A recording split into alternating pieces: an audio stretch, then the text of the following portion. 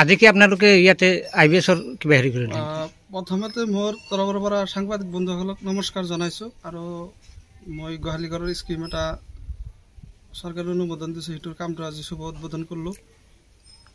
আচ্ছা, আপোনাৰ কিমান স্কিমটো কিমান আছিল? আমাৰ স্কিমটো হ'ল 99,862 টাকা, ৱেজৰ আছে আপোনাৰ 9,540 টাকা আৰু মেটেৰিয়েলছৰ আছে 90,313 টাকা।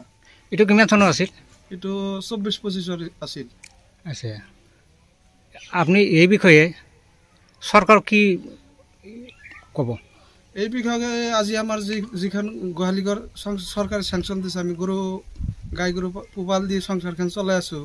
গতিকে ভাৰতৰ প্ৰধানমন্ত্ৰী আৰু অসমৰ মুখ্যমন্ত্ৰী মহোদয় আৰু বিভাগীয় মন্ত্ৰী ৰঞ্জিত কুমাৰ দাস ডাঙৰীয়াৰ নেতৃত্বত যিখিনি আমাক স্কিম দিছে, আমি লাভান্বিত হ'ম।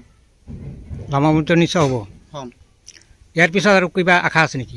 ইয়াৰ পিছত চাওক, আমাৰ পাকাহাটবাৰী গাঁৱৰ বহুত গাই গৰু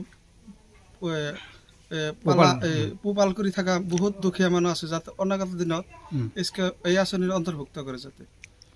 আপোনাৰ নামটো ক'ব? মোৰ নাম অজিত সূত্ৰধৰ, পিতৃ স্বপন সূত্ৰধৰ, গাঁও কি? পাকাহাটবাৰী। ঠিক আছে।